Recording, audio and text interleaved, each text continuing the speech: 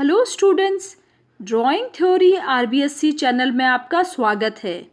आज मैं आपको राजस्थान माध्यमिक शिक्षा बोर्ड के नवीन पाठ्यक्रम के कक्षा 11 के विषय चित्रकला अध्याय 3 मौर्यकालीन कला को पढ़ाऊंगी। मौर्यकालीन कला के भाग 1 के अंतर्गत मैंने मौर्य काल में बने हुए प्रमुख स्तंभों को समझाया है। तो स्टूडेंट्स, मैं ले चलती हूँ आपको भाग 1 की तरफ। मैंने ये जो अध्याय है उसको बिल्कुल सारगर्भित तरीके से नोट्स बनाकर आपके लिए प्रस्तुत किया है। इसमें देखिए, ईसा पूर्व 6ठी शताब्दी में बौद्ध धर्म व जैन धर्म का आगमन हुआ। यह दोनों धर्म ही सनातन धर्म की वर्ण एवं जाति व्यवस्था का विरोध करते थे एवं श्रमण परंपरा के संरक्षक थे। स्टूडेंट्स, हम देखेंगे कि ईसा पूर्व 6ठी शताब्दी में भारत में जैन धर्म और बौद्ध धर्म का आगमन हुआ। जैन धर्म और बौद्ध धर्म से पूर्व जो भारत में सनातन धर्म चल रहा था, उसकी जो वर्ण व्यवस्था थी और जाति व्यवस्था थी, उन दोनों का विरोध होने लगा और विरोध के फलस्वरूप ही भारत में जैन धर्म और बौद्ध धर्म का आगमन हुआ और ये दोनों धर्म ही श्रमण परंपरा के संरक्षक रहे। ईसा पूर्व 4ठी शताब्दी से 3री शताब्दी तक भारत में मौर्यों का उदय हुआ एवं बहुत बड़े हिस्से में मौर्यों का साम्राज्य स्थापित हुआ। भारत में बहुत बड़े हिस्से में ईसा पूर्व 4ठी शताब्दी से 3री शताब्दी तक मौर्य साम्राज्य की स्थापना हो गई थी। और जो मौर्य साम्राज्य थे, मौर्य जो सम्राट थे, उसमें एक सबसे जो महत्वपूर्ण सम्राट थे उनका नाम था सम्राट अशोक। वो बहुत ही शक्तिशाली राजा थे, बहुत ही शक्तिशाली राजा थे एवं सम्राट अशोक ने बौद्ध धर्म को अपनाया था। सम्राट अशोक ने बौद्ध धर्म को अपनाने के बाद बौद्ध धर्म के प्रचार प्रसार के लिए अनेक स्तंभ, मूर्तियां और शैलकृत वास्तुकला का निर्माण करवाया। इस समय बौद्ध धर्म सबसे अधिक सामाजिक और धार्मिक आंदोलन के रूप में लोकप्रिय हो गया था। यक्ष पूजा का प्रचलन भी इस समय खूब रहा था। सम्राट अशोक मौर्य काल के सबसे महत्वपूर्ण शासक रहे, जिन्होंने भारतीय कला के क्षेत्र में अपना महत्वपूर्ण योगदान दिया। सम्राट अशोक थे, उन्होंने बौद्ध धर्म को अपनाया और बौद्ध धर्म के प्रचार प्रसार के लिए उन्होंने कई स्तंभों, मूर्तियों और शैलकृत वास्तुकला का निर्माण करवाया। तो और उस समय जब बौद्ध सम्राट अशोक के समय पे सबसे ज़्यादा जो लोकप्रिय जो धर्म था वो बौद्ध धर्म ही था और बौद्ध धर्म में यक्ष पूजा का प्रचलन भी था। इसी वजह से यहाँ पर यक्ष यक्षिणियों की मूर्तियाँ भी खूब बनी थी। अब मैं आपको ले चलती हूँ मौर्यकालीन कला की तरफ। अब मौर्यकालीन कला के अंतर्गत हम पढ़ेंगे खंभों को, मूर्तियाँ और शैलकृत वास्तुकला को। विद्यार्थियों, इस भाग 1 के अंतर्गत मैं आपको खंभे और स्तंभ पढ़ाऊंगी और आगे के जो भाग होंगे उसमें मैं आपको मूर्तियाँ और शैलकृत वास्तुकला को समझाऊंगी। अब मैं आपको ले चलती हूँ खंभों या स्तंभों की तरफ कि मौर्य काल में सम्राट अशोक ने जब बौद्ध धर्म को अपना लिया था तो बौद्ध धर्म के प्रचार प्रसार के लिए उन्होंने बहुत अलग अलग स्थानों पर बहुत बड़े बड़े स्तंभों या खंभों का निर्माण करवाया था। और मौर्यकालीन स्तंभ जो थे वो एक विशाल पत्थर या चट्टान को काटकर बनाए गए थे। जो मौर्यकालीन स्तंभ थे उनकी महत्वपूर्ण विशेषता यह थी, एक महत्वपूर्ण विशेषता के रूप में हम समझ सकते हैं कि यह जो स्तंभ थे वो एक ही बड़ी चट्टान को काटकर और तराशकर बनाए जाते थे। और उससे पूर्व में जो साम्राज्य था एकेमेनियन साम्राज्य, उस समय भी स्तंभ बनते थे, परंतु ये जो एकेमेनियन साम्राज्य में बने हुए जो स्तंभ थे वो राजमिस्त्रियों के द्वारा बनाए जाते थे और अलग अलग टुकड़ों को जोड़कर बनाए जाते थे। इसीलिए ये है स्तंभ जो एकेमेनियन स्तंभ है वो मौर्यकालीन स्तंभों से भिन्नता रखते हैं। तो स्टूडेंट्स, इस तरह का एक प्रश्न भी बन सकता है कि एकेमेनियन स्तंभ और मौर्यकालीन स्तंभों में क्या भिन्नता रही है। तो हम इसके उत्तर में हम समझेंगे कि जो एकेमेनियन स्तंभ है वो अलग अलग पत्थर के टुकड़ों को काट कर बनाए जाते थे, फिर उन्हें जोड़कर एक बड़ा स्तंभ बनाया जाता था। परंतु जो मौर्यकालीन स्तंभ है वो एक ही विशाल पत्थर या चट्टान को तराशकर और एक ही पत्थर से एक पूरा स्तंभ बनाया जाता था, उसमें अलग अलग हिस्सों को जोड़ा नहीं जाता था। अब हम देखेंगे कि जो मौर्यकालीन स्तंभ है उनकी विशेषता को समझेंगे कि यह जो स्तंभ है एक ही विशाल पत्थर से बनाकर उन पर शिलालेख उत्कीर्ण किए गए थे। एक बहुत बड़ी चट्टान या पत्थर को काट कर तराश कर और बहुत लंबा और बहुत ऊंचा एक स्तंभ बनाया जाता था। स्तंभ को हम साधारण समझ से ऐसे समझ सकते हैं कि जैसा हमने कुतुब मीनार को देखा है या कुतुब मीनार का चित्र देखा है, तो एक मीनार नुमा एक आकृति बनाई जाती थी जो नीचे से गोल और चौड़ी होते हुए ऊपर जाते हुए पतला एक बहुत लंबा लगभग 50 फुट ऊंचा एक स्तंभ बनाया जाता था और स्तंभ के ऊपर शीर्ष पर एक पशु आकृति बनाई जाती थी। तो इस तरीके से ये बौद्ध धर्म के प्रचार प्रसार के लिए स्तंभ बनाए गए। पशु की आकृति को बनाना किसी भी स्तंभ के ऊपर बौद्ध धर्म में अहिंसा को अपनाना, साथ में पशु प्रेम या कह सकते हैं कि हिंसा नहीं करना और पशुओं को संरक्षण देना, इस तरह की भावना लेकर सम्राट अशोक ने बौद्ध धर्म के अंतर्गत स्तंभों का निर्माण करवाया। और जो नीचे स्तंभ बनाया जाता था, स्तंभ के ऊपर शिलालेख उत्कीर्ण किए जाते थे, उसमें भगवान बुद्ध के विचारों को, उनके संदेशों को खुदवा कर और उनके ऊपर लेख लिखवाए गए। तो इस तरीके से इन स्तंभों का जो निर्माण करवाया गया वो सम्राट अशोक ने बौद्ध धर्म के प्रचार प्रसार के लिए किया गया। यह जो ऐसे स्तंभ बने हैं, एक ऊंचे एक बहुत बड़े पत्थर को तराश कर और काट कर जो स्तंभ बनाए जाते थे, उन स्तंभों के शीर्ष पर अर्थात सबसे ऊपर ही ऊपर कुछ पशु आकृतियां जैसे सांड, शेर, हाथी, हिरण आदि जानवरों की आकृतियां उकेरी गई थी। इन सभी आकृतियों को एक वर्गाकार या गोल चौकी या वेदी पर खड़ा या बैठा बनाया गया था। नीचे एक स्तंभ बना दिया गया, स्तंभ के ऊपर एक चौकी बनाई जाती थी, या तो वो चौकोर होती थी या फिर वो गोल होती थी, और उस गोल वेदी के ऊपर किसी भी पशु की आकृति को या तो बैठा हुआ या खड़ा हुआ बनाया जाता था। गोलाकार वेदियों को सुंदर कमल फूलों से भी सजाया गया था। नीचे जो चौकी बनी होती थी, चौकी के ऊपर बहुत ही सुंदर सी कमल के फूलों की एक आकृति बनाई जाती थी। इन स्तंभों में से कुछ स्तंभ आज भी सुरक्षित हैं। हम ऐसे कुछ स्तंभों के उदाहरण हम आज भी देख सकते हैं। जैसे बिहार के कुछ स्थान हैं, जैसे बसरा है बखीरा, लोरिया नंदनगढ़ व रामपुरवा, ये तीनों जो स्थान है वो बिहार के हैं। तथा उत्तर प्रदेश में संकिशा व सारनाथ, ये 2 स्थान उत्तर प्रदेश के हैं। इन 5 स्थानों पर ही आज भी हम इस तरह के मौर्य काल में बने हुए जो स्तंभ हैं उनको देख सकते हैं। अब मैं ले चलती हूँ आपको एक सबसे जो महत्वपूर्ण जो स्तंभ है, सबसे सुंदर जो स्तंभ है, जिसकी कलात्मक विशेषताओं के लिए इसे जाना और समझा जाता है, उस स्तंभ के बारे में मैं आपको पढ़ाऊंगी। सारनाथ का सिंह शीर्ष स्तंभ। यह स्तंभ वाराणसी के निकट सारनाथ से प्राप्त हुआ है। इसका समय 100 वर्ष ईसा पूर्व है। सारनाथ का सिंह शीर्ष स्तंभ है वो वाराणसी के निकट एक सारनाथ नामक स्थान है, वहाँ पर ये मिला है और इसका समय 100 वर्ष ईसा पूर्व माना गया है।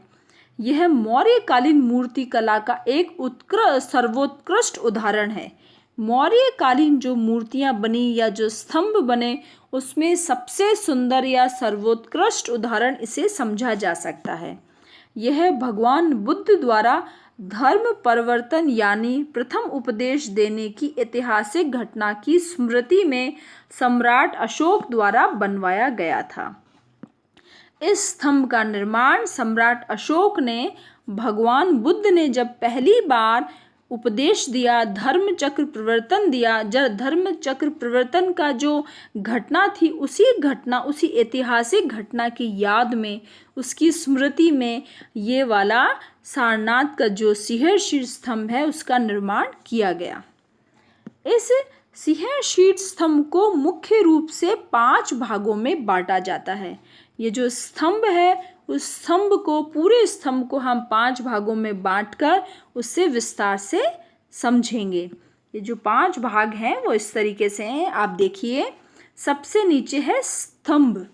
स्तंभ मतलब शेफ्ट, जो नीचे का जो सबसे जो गोल और लंबी जो आकृति है, एक मीनार नुमा जो आकृति है, उसे स्तंभ कहेंगे। स्तंभ के ऊपर एक कमल घंटिका बनी हुई है जिसे आधार कहा जाएगा। तीसरा हम देखेंगे कि चौकी, एक गोल या ढोल के आकार की एक चौकी उसके ऊपर बनाई जाती थी। उसके ऊपर सिंहशीर्ष, वो जो चौकी बनी है, चौकी के ऊपर शेर की आकृति बनी हुई, वहाँ पर सिंहशीर्ष बनाया गया है जिसमें 4 शेरों को पीठ मिलाई आकृतियाँ बनाई गई है। और उसके ऊपर अर्थात सबसे ऊपर 5वें भाग को हम समझेंगे कि सबसे ऊपर धर्म चक्र बना हुआ था। तो इस तरीके से सारनाथ के सिंहशीर्ष स्तंभ को हमने इन 5 भागों में बांटा, जिससे हम इसकी कलागत विशेषताओं को अच्छे से समझ पाएंगे। अब मैं आपको ले चलती हूँ इसके 5 जो इनके हिस्से हैं उनको अलग अलग समझाने के लिए। अब हम देखेंगे पहले कि यह जो सिंहशीर्ष स्तंभ है वो स्वतंत्र भारत में राष्ट्रीय प्रतीक के रूप में अपनाया गया है। हमारा जो राष्ट्रीय प्रतीक है वो है सारनाथ का सिंहशीर्ष। तो आप इसे समझेंगे, ये चित्र को आप सबसे पहले इसे देखिए, ये है सारनाथ का सिंहशीर्ष। अब मैं आपको समझाती हूँ उसको अलग अलग हिस्सों को। तो स्टूडेंट्स, हम देखेंगे कि ये जो सारनाथ का सिंहशीर्ष है, ये ऊपर का सिर्फ जो शीर्ष है, इसके जो स्तंभ है वो उसके नीचे की तरफ, यहाँ से नीचे की तरफ लगभग 50 फीट ऊंचा मीनार नुमा एक आकृति बनाई गई थी और इसके ऊपर ये वाला जो हिस्सा बनाया गया था, इसे कहेंगे सारनाथ का सिंहशीर्ष। यह सिंहशीर्ष सारनाथ के पुरातत्व संग्रहालय में सुरक्षित रखा गया है। अब मैं आपको दिखाती हूँ कि सबसे पहले है स्तंभ को पढ़ेंगे हम, स्तंभ या लाट, जिसे शेफ्ट भी कहा जाता है। यह स्तंभ भी गोल मीनार नुमा लगभग 50 फीट ऊंचा बनाया गया है। हम इसमें देख नहीं पा रहे हैं, लेकिन हम समझेंगे कि जिस तरीके से कुतुब मीनार की आकृति है, उसी मीनार की आकृति को लगभग 50 फीट ऊंचा यह स्तंभ बनाया गया था। स्तंभ के ऊपर बनाई हुई है दूसरा हिस्सा है कमल घंटिका या फिर आधार। इसमें देखेंगे कि स्तंभ के ऊपर उल्टे कमल की आकृति को अत्यंत सुंदरता के साथ उकेरा गया है। कमल की प्रत्येक पंखुड़ी को उसकी सघनता, चौड़ाई को ध्यान में रखते हुए बनाया गया है, जिससे सभी पंखुड़ियां एक ही चौड़ाई व लंबाई की बनी रहे। अब देखिए आप, मैं इस चित्र की तरफ आपको ले चलती हूँ। यहाँ पे एक नीचे स्तंभ है 50 फीट ऊंचा, एक यहाँ पे नीचे एक स्तंभ है जिसे शेफ्ट भी कहा जाता है, जिसका आकार मीनार नुमा है। उसके बाद ये है कमल घंटिका। उल्टे कमल की घंटिका के रूप में ये एक आकृति बनी हुई है। हम देखेंगे इसमें कमल की जो पंखुड़ियाँ हैं, प्रत्येक पंखुड़ी की चौड़ाई, जो सघनता है वो बिल्कुल बराबर बनाई गई है, जिससे ये जो मूर्ति है या ये जो कलाकृति है वो बहुत ही सुंदर बन सके। तो ये इसका दूसरा हिस्सा है। पहला हिस्सा स्तंभ जो इसके नीचे मीनार नुमा था, दूसरा है कमल घंटिका। तो कमल घंटिका को हम ये यहाँ पे इस तरीके से समझेंगे।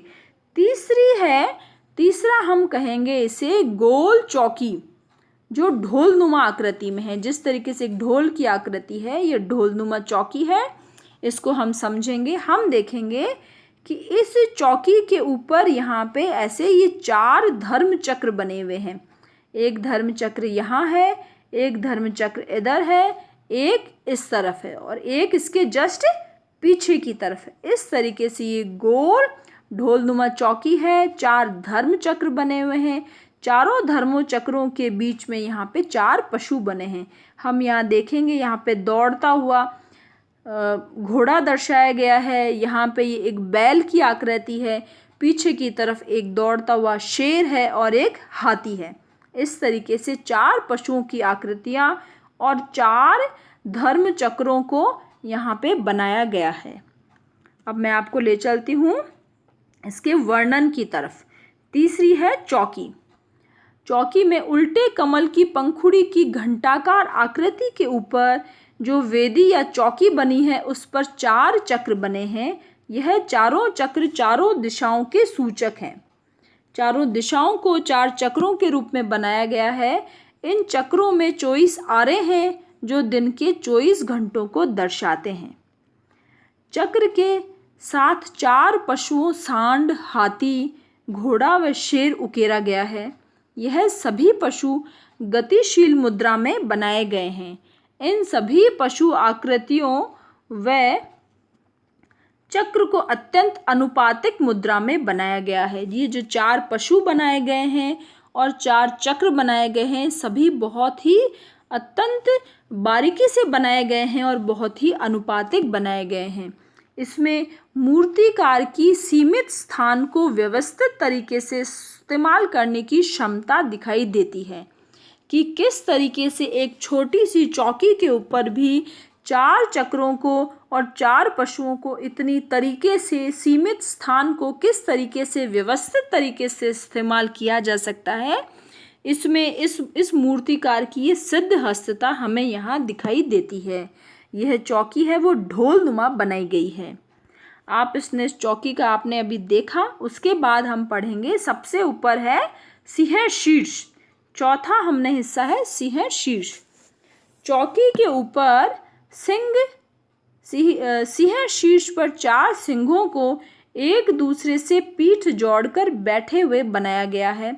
शेरों की ये चारों आकृतियां अत्यंत प्रभावशाली एवं ठोस है। शेरों को उनके स्वाभाविक भाव में दर्शाया गया है।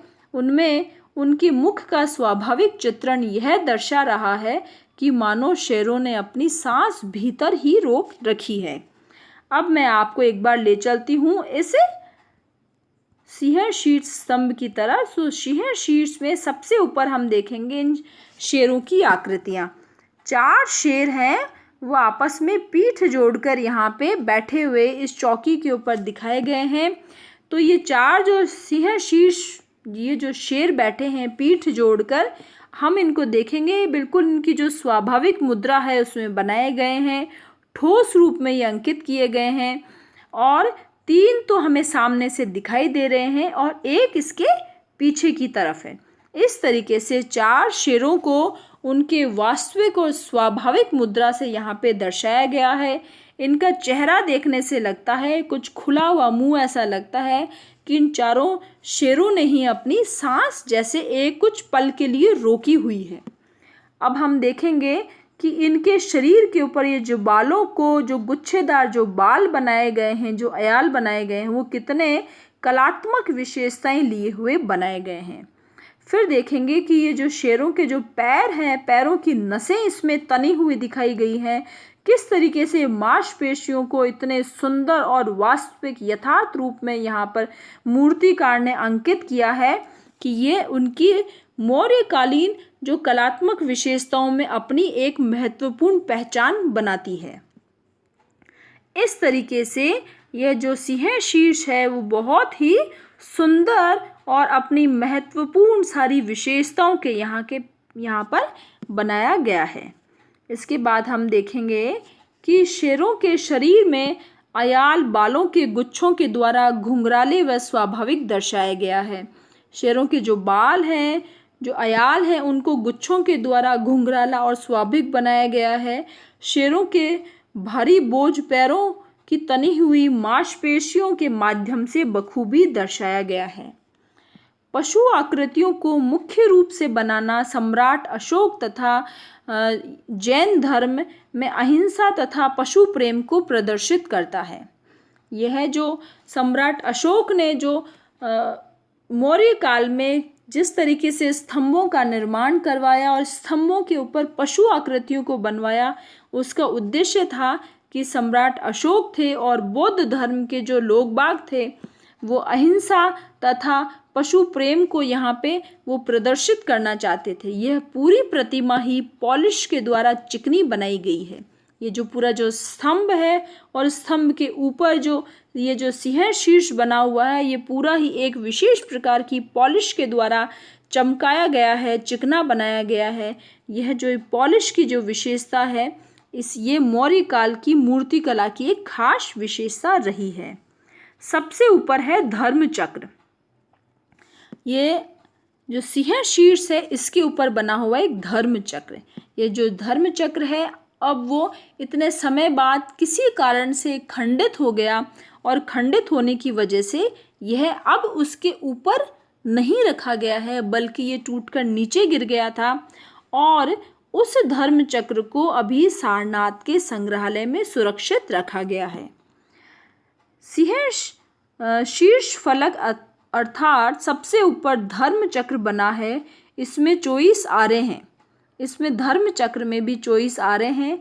जैसा कि मैंने समझाया कि दिन के 24 घंटों को यह जो 24 आरे हैं वो दर्शाते हैं और वर्तमान में यह चक्र खंडित हो गया है एवं सारनाथ के संग्रहालय में सुरक्षित है। स्टूडेंट्स, इस तरीके से ये पूरा जो वीडियो है वो पूर्ण होता है। भाग 1 के अंतर्गत मैंने सारनाथ से जो प्राप्त सिंह शीर्ष स्तंभ है उसको अच्छे से समझाया। इससे पूर्व मैंने आपको बताया कि किस तरीके से मौर्य काल में स्तंभों का निर्माण हुआ, उनका क्या कारण था। बौद्ध धर्म के प्रचार प्रसार के लिए हमने यहाँ पर समझा कि बौद्ध धर्म के प्रचार प्रसार के लिए सम्राट अशोक ने कई स्तंभों का निर्माण करवाया। उसमें जो सबसे महत्वपूर्ण स्तंभ है वो है सारनाथ का सिंह शीर्ष स्तंभ। तो ये आपको वीडियो अच्छा लगा तो आप इसे लाइक करें, शेयर करें, सब्सक्राइब करें। हमारा जो यूट्यूब चैनल है ड्राइंग थ्योरी आरबीएससी आगे भी आपके लिए आपके सिलेबस के अकॉर्डिंग वीडियोस लाता रहेगा। आपको हमारी वेबसाइट पे जाके आप studyDrawingTheory@gmail पे जाके आप नोट्स भी प्राप्त कर सकते हैं, क्वेश्चन बैंक भी प्राप्त कर सकते हैं। किसी तरह का आपको कोई कमेंट लिखना है, आपकी कोई क्वेरी है तो आप हमें कमेंट बॉक्स में लिखें। Thank you very much.